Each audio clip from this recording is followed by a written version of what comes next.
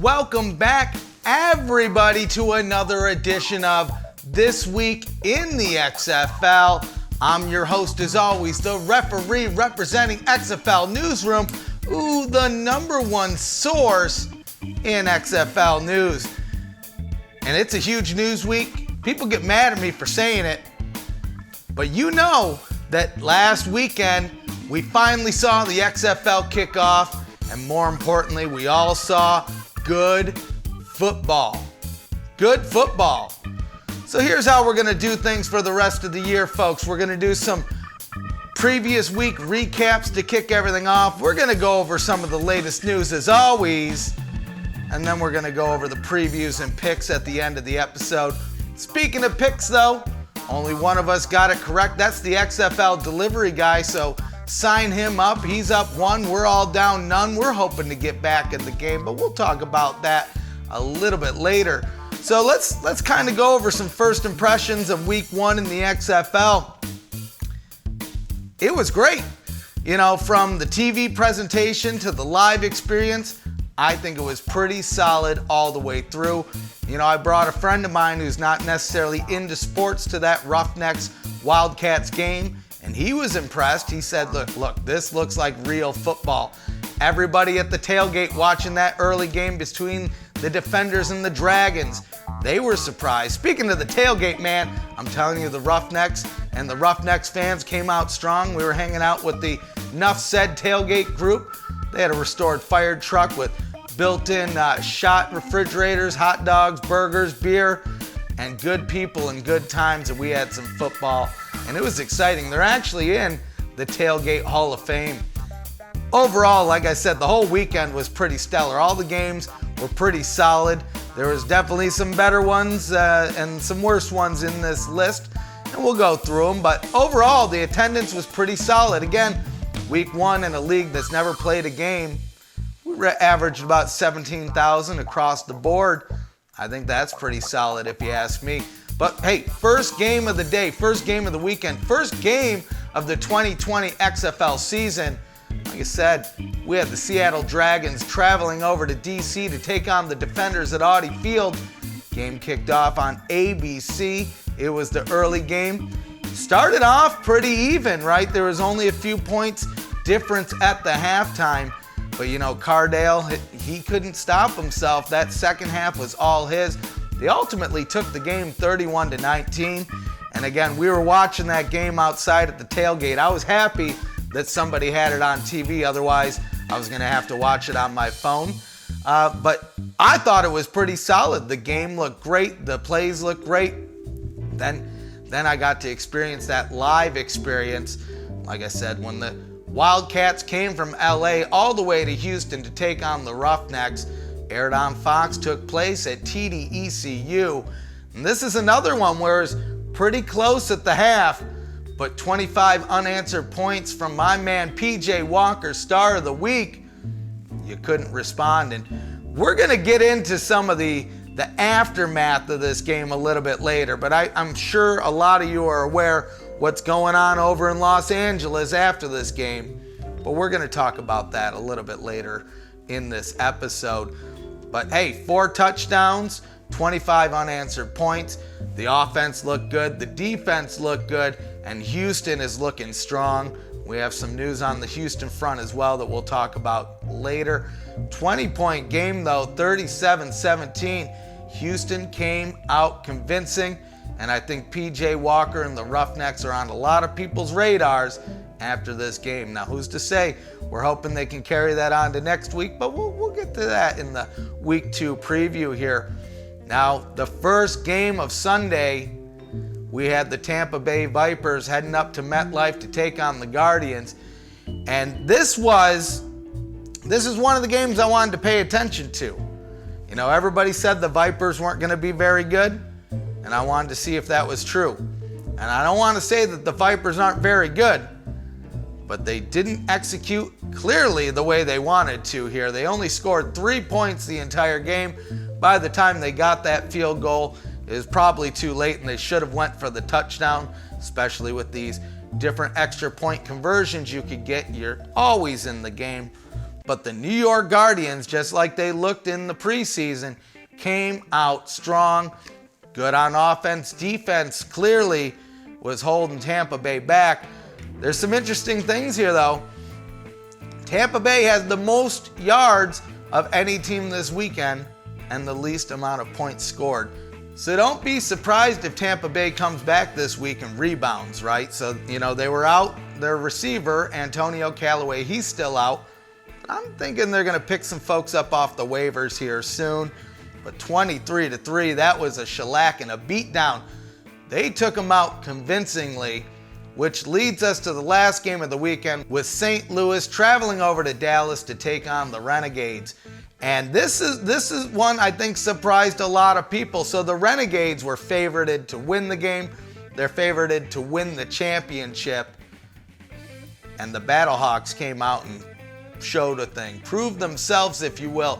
So when we talked about it last week, we looked at the people that maybe still had to prove themselves. And one of those guys was Jordan Teamu, quarterback of the Battlehawks, because he is the youngest quarterback in the league. And he came out and he was convincing. He was passing the ball. He was running the ball. He got his first professional touchdown in history. Meanwhile, the Renegades, they could only convert on field goals.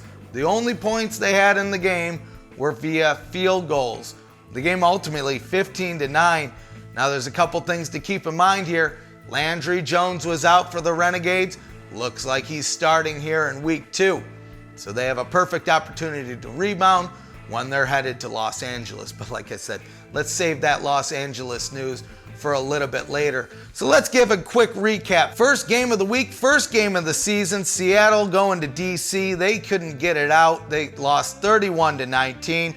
Second game of the day, Los Angeles at Houston, same thing, 20-point deficit, 37-17. Moving on to Sunday, again, the away team couldn't get it done. Tampa Bay going down 23-3 against the New York Guardians. And for the last game, our first road victory of the weekend, first road victory of the season. St. Louis goes into Dallas, wins the game 15-9. And you know what? I'm excited for week 2. I hope you're excited for week 2. It seems like people were excited for week 1, so hopefully that carries on. So speaking of the excitement, we're looking at some ratings, folks. People want to know how many people turned into that game. Well, that first game on ABC between the Defenders and the Dragons, 3.3 million people tuned in. That's over 1 million more people that tuned in to NBA primetime between the Warriors and the Lakers. That's a huge deal, right? So last year, the AAF beat the NBA as well, but only by 200,000, maybe even only 100,000. We'll give them 200,000, but not 1 million. The XFL came out strong. The presentation was good. The live experience was good. And I expect we're going to see people tune in, some new people. Now, clearly, I think there is going to be some attrition there, but it's going to be nothing like the Alliance, nothing like the original XFL. Well, what about the Fox games? Well, the Fox games did decent as well. We had millions of people, scored a 2.3. The ESPN game got 2.5 million people. Overall, people stayed in this league this weekend. They didn't watch the first game and immediately dropped down. People watched all of these games. Not everybody, but more than you would expect and good enough to make an impact. Now again, things could change. We're going to see our first game on Fox Sports 1 this weekend. So there may be some varying ratings there, some varying viewership. But overall, when I'm looking at this first week, this is a success. To me, you don't want huge numbers because you're going to drop off a cliff like the original XFL. This is in that sweet spot. 3.3 million people for the first game, 2.5 million for the last game, right? So not a big drop there. Different channels, different viewerships, really, because you have people that are only going to watch the teams that they support, and there's people like me that are going to watch every game. So the support is there. We're going to talk about support, right? So we talked about some viewership. We compared it a little bit to the AAF. Well, let's talk about ticket sales here. People have been wondering, how are the ticket sales doing for the XFL? And a while back, we reported it seems like it's doing very good. When they initially rolled out those season ticket sales, you could see the dots disappearing from that map. Now, clearly, they're far from being sold out at some of these venues, mainly in part because you look at, MetLife, 80,000 people. That's a tall task, right? But when you look at those lower bowls, things are looking good. Well, the XFL has already beat the AAF in ticket sales revenue. Already. And this was announced the first day, February 8th, the first day of games. So within one day, they beat the whole history of AAF in ticket sales revenue. Again, just another example that the XFL is serious this time around, and people are seeing it. People are excited. People want to check out this league. And I'm telling you, after that first week, the success of the first week, more people are going to get interested. So we're going to talk a little bit about this seeding here. So let's move over to Seattle. It was just a few weeks ago we reported that Seattle was leading the league in ticket sales, and it looks like they have another little stamp to prove this here. So they're opening up additional seating. They're expected at around 27,000 people for the opening game this weekend. They're expecting 27,000 people there for the opening game this weekend when they take on the Tampa Bay Vipers. And they're one of the teams that didn't win, and the excitement is still going up. Not to mention, people in Seattle love their sports. They're going to show up. They're going to turn out to support this Dragons team, and I'm excited. I'm glad we're going to see this. And that's just the Dragons, right? We're looking at big numbers there, 27,000, and this is for season ticket sales. They're looking to open up more sections. I think it's going to get live there. But the other one, when we talk about the opening average, 17,000, people were kind of shying down on that, frowning on it. But the XFL is yet to play in arguably their two largest markets. We talked about one here, Seattle. And they're going gangbusters for those tickets. Well, the other one's St. Louis, and we still have a whole other week to wait. But same thing here. They're expecting 28,000 for that opening game. That's about sold out in that lower bowl. It doesn't sound like they're looking to open seats in that upper bowl though, but it looks like they're doing well on those lower bowl tickets. Do you know how loud it's going to be in that dome? That is going to be one of the scariest places to play, especially if St. Louis can go into that game 2-0, undefeated. We're going to see a lot of things happen this week. When we look at the matchups, I love it. We have two teams that are 0-1, two teams 1-0. It's going to be good. We have some great things going on. People are excited about this league, and you can see it in the ticket sales. You can see it.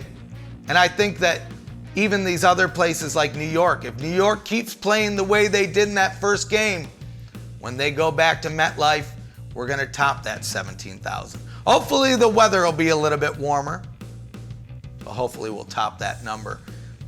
Like I said, when I got to the game, I'm sorry to go on down the path here, but when I finally got to the tailgate for the Roughnecks and the DC game started, it was the craziest feeling. Like it's finally happening, right? And I know there's a bunch of people out there that feel the same way.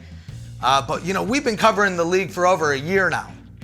And just that feeling of all of this hard work from the league side, us trying to promote it, everybody kind of building their own thing, like we made it. And the football was good.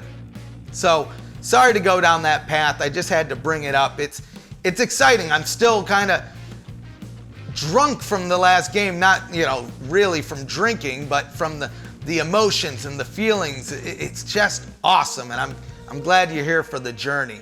So we're going to talk about something that might excite the collectors out there. So we know that the XFL football cards are coming sometime in March.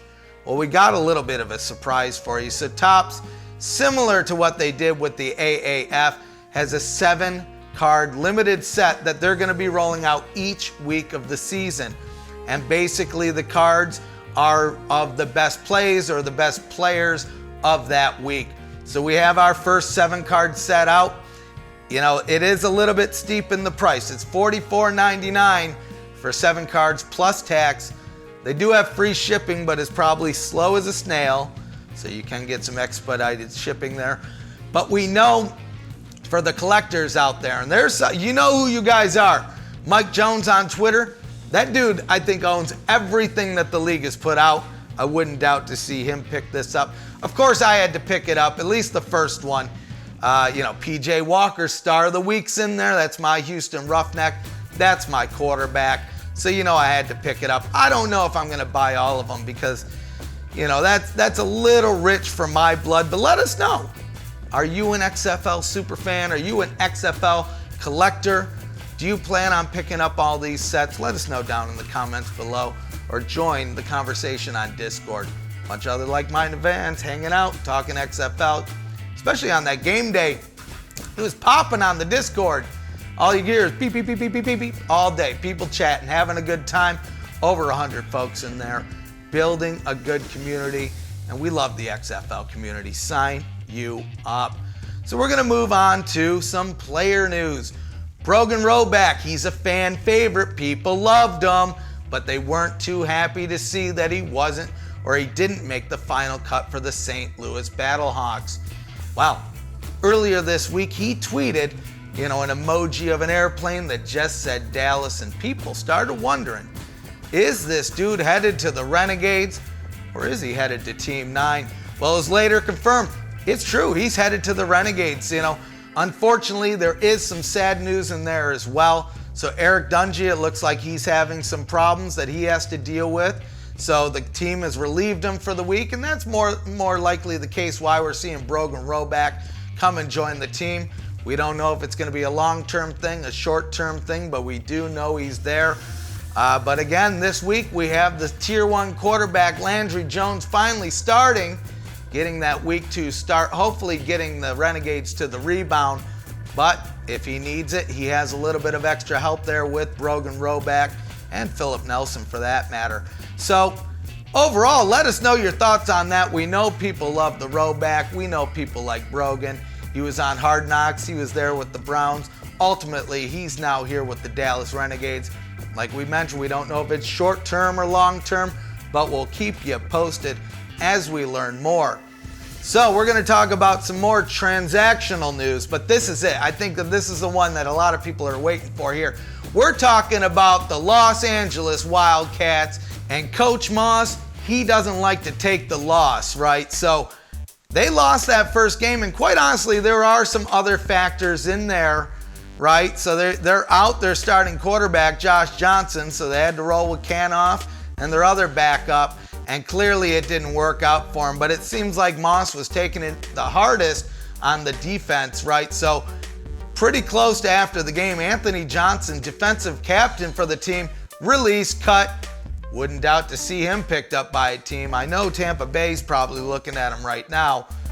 But the other one, the most surprising one, the one that I don't think I've ever seen in the history of me watching sports, and trust it, I've been watching sports a long time now.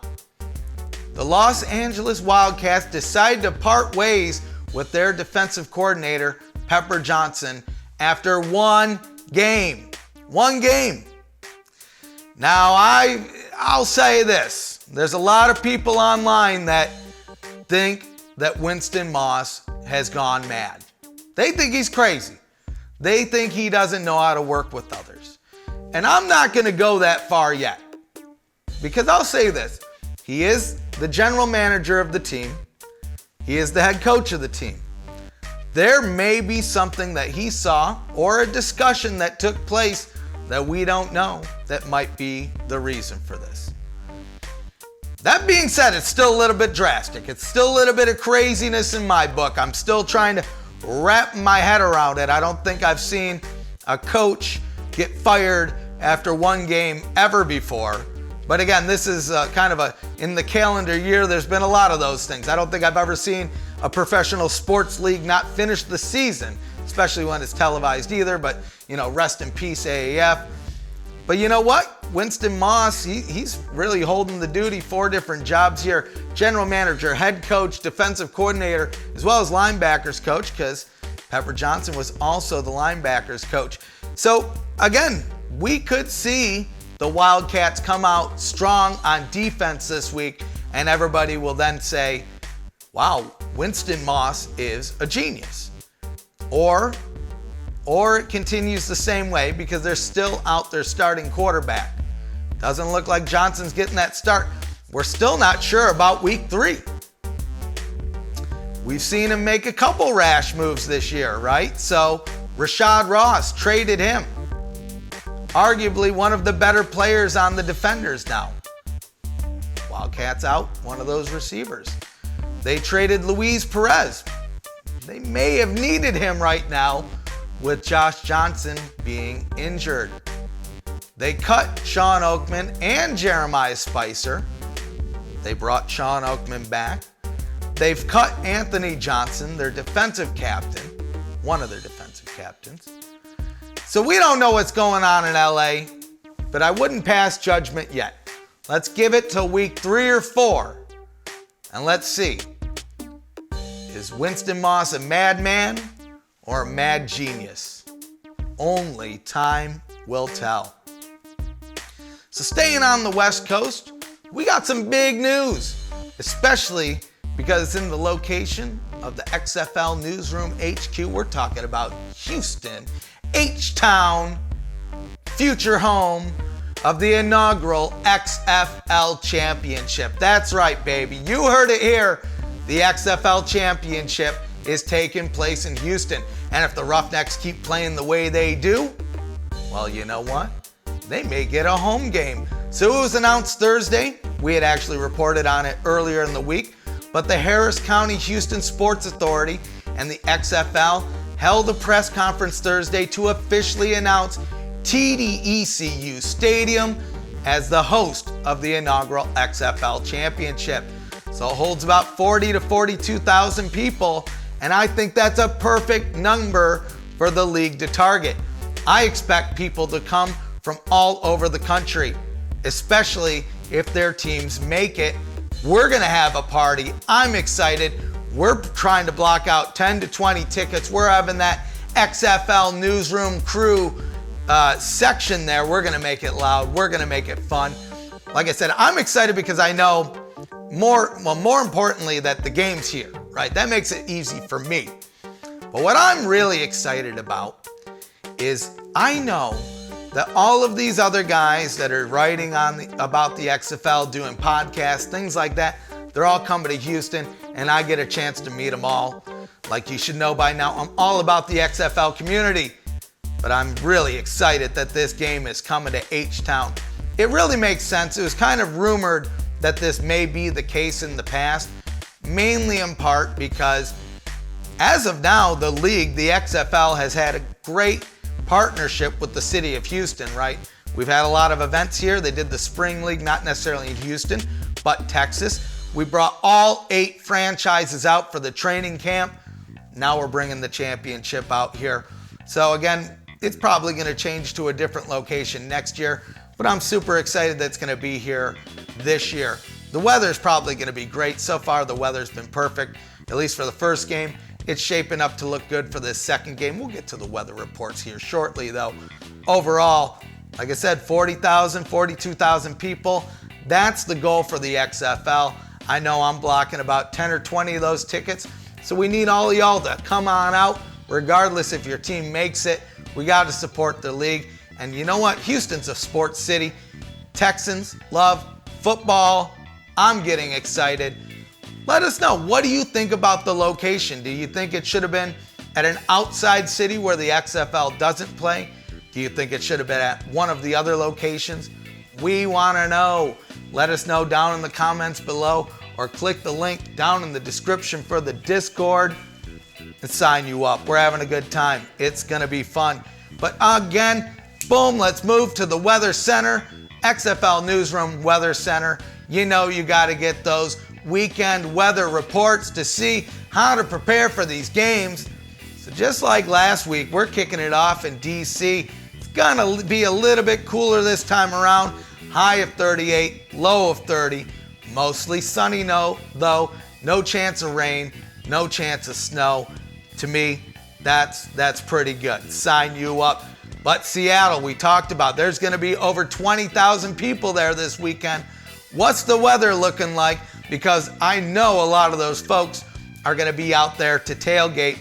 Not too bad, I'll say high of 46, low of 38, but a 90% chance of rain, which shouldn't be a surprise because this is Seattle. We don't know if it's gonna be hard rain or just some of that little Seattle rain, but you might wanna bring some tarps, things of that nature. Get the ponchos out and bring the umbrellas because you can't miss out on the fun just because there's no sun. I'm telling you, right? So second day of action, moving over to Sunday. We're looking at Los Angeles, sunny as always, high of 71, low of 51, all sunny, no clouds, no rain. It's gonna be a great day at Dignity Health, and we're capping things off in H-Town in Houston like we just talked about. Great weather, high of 76, low of 60, sunny, no chance of rain, no clouds. Battlehawks are gonna come in, and they're gonna have some good weather to play in. I'm excited about that. We're gonna talk about, though, we have some games coming up. We got some games, we got some picks. Like I said so far, XFL delivery guy, he's up 1. Tron Hawkins, J-Dash, and myself, unfortunately, all with the big goose egg sitting at 0. But the first game of the day, we have the New York Guardians traveling to DC. Arguably 2 of the better teams in the league. If you discount Houston, these are the 2 best teams. Both undefeated. Again, everybody was undefeated last week, but now that we've had some games, it gets a little bit more exciting. Somebody is getting the L this week. Somebody isn't getting that W. Is it going to be Cardale Jones and the DC Defenders? They look pretty solid. They held a close game in the first half and ran away with it in the second. Or is it going to be Kevin Gilbride, the quarterback whisperer, and the New York Guardians coming into Audi Field to get that road victory? Like I said, they were pretty convincing, 23-3 against the Tampa Bay Vipers. They held that team to the lowest amount of points. Is it their defense or are the Vipers that bad? Well, we're gonna find out, and we'll get to the picks here a little bit later. But the second game of the day, this one I'm excited for. There's a lot of different things here. Quite the opposite of the first games. Neither of these teams have won a game yet. We have the Tampa Bay Vipers traveling up to Seattle to take on the Dragons at CenturyLink, which looks to be a big crowd. Seattle looks to rebound with that home crowd getting rowdy behind them. But the Tampa Bay Vipers, you know they're embarrassed about last week. They're coming in there for some vengeance as well. Are they ready to strike, or are the Dragons going to be breathing fire? We will find out. We're hoping it's a good game. I'm thinking it's going to be a good game because both of these teams have something to prove. Moving on to Sunday, first game of the day. This one's going to be an interesting one as well. Again, neither of these teams have won. We have the Renegades of Dallas traveling to Los Angeles to take on the Wildcats. 3 p.m. Eastern on ABC. Dignity Health Sports Complex. It's going to be interesting. We spoke about all the things going on in Los Angeles. Are they going to rebound? Is their defense going to be stronger than ever? Well, we'll have to find out because the Renegades finally have their Tier 1 quarterback, Landry Jones, coming in for the start.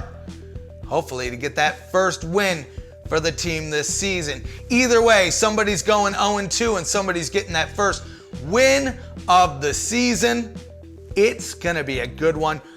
This one is probably my game of the week just for all of the interesting factors about it. But it's not the game of the week because this is the game of the week. We have the St. Louis Battlehawks going on the road again down to Houston, sticking around in Texas. Both teams undefeated. Jordan Ta'amu looks to see if he can throw and run through the Houston defense. PJ Walker looks to continue the success that he had last weekend. Will he get 4 touchdowns? Will he get some unanswered points? Well, we will find out, but this is our game of the weekend here. Like I said, 2 undefeated teams, arguably 2 of the most interesting quarterbacks in the league. I think there was a lot of people that didn't know what to think of PJ Walker and Jordan Ta'amu. But after week 1, people are paying attention. And this game, I'm thinking it's going to be a close game. But let's get to some picks. So I'm picking this Guardians DC game. You know what? I'm sticking with New York. I'm saying they're taking the win on the road. People might be mad at me about that, but you know what? I think there's something to Kevin Gilbride and those quarterback whispers that he's sending through the team. But heading over to the Vipers at Dragons, we're going to send it over to Tron Hawkins. This is Chump from the XFL podcast with my pick of the week. I got the Seattle Dragons hosting Tampa Bay Vipers in the Serpent Bowl. This is pretty simple. I think Seattle was the best looking of the losing teams. It wasn't for a couple of defensive plays by DC. They would have shocked the world and beat DC. Vipers, though, I don't know what they're doing between Quentin Flowers and Aaron Murray. So in that case, give me the Seattle Dragons beating the Vipers, and we could have some quarterback changes in Tampa Bay after this game. Sign you up, bro. All right, J-Dash is here for the pick with the Renegades at the Wildcats, and you know this one's going to be good. Hey there, ladies and gentlemen, it's your boy J-Dash. Caught me doing my podcast here, and you'll be hearing it pretty soon. But who should I pick this week against Dallas and LA? Well, if you look over the last week, there's been a lot of action happening in LA. A lot of stuff off the field. The releasement of Anthony Johnson, the firing of a coach, and a locker room that may be unstable. While in Dallas, they're getting healthy with possibly the return of Landry Jones this week. If it comes down to quarterbacks, I'm siding with Landry Jones, even if LA has Josh Johnson. LA, in my opinion, just doesn't have the locker room right now to be focused on week 2. Give me the Renegades. Sign you up and capping things off this week. The only person that got a pick correct last week, the XFL delivery guy, signing us up, and the Roughnecks. What's up, guys? It's the XFL delivery guy, and for my weekly pick for the XFL newsroom, the St. Louis Battlehawks versus the Houston Roughnecks, I'm picking the Houston Roughnecks for the H. Let's go. All right, folks, let us know what you think of our picks down below. Give us your picks as well, or if you're feeling like having a good time, click the link down in the description for the Discord. Come hang out with a bunch of other like-minded XFL fans just like you and me. But really, that's about it for this week. It was a fun week. It was a huge week. It was one of the best weeks ever, and we look forward to bringing you the recaps next week as well. And as always, stay tuned. We have all sorts of new podcasts and shows joining the channel, so you're going to get all sorts of different recaps, retrospectives, opinions, and all of the stuff that you're looking for with the XFL. But hey, before I let you go, if you didn't know, we're also on Facebook and Twitter, so give us a follow at XFL Newsroom for all the latest news. And since we're on YouTube, make sure you drop a like, comment, subscribe, and click the bell to see when we're dropping new videos. Some are gonna be live and some are gonna be pre-recorded, just like this one. So until next time, sign you up.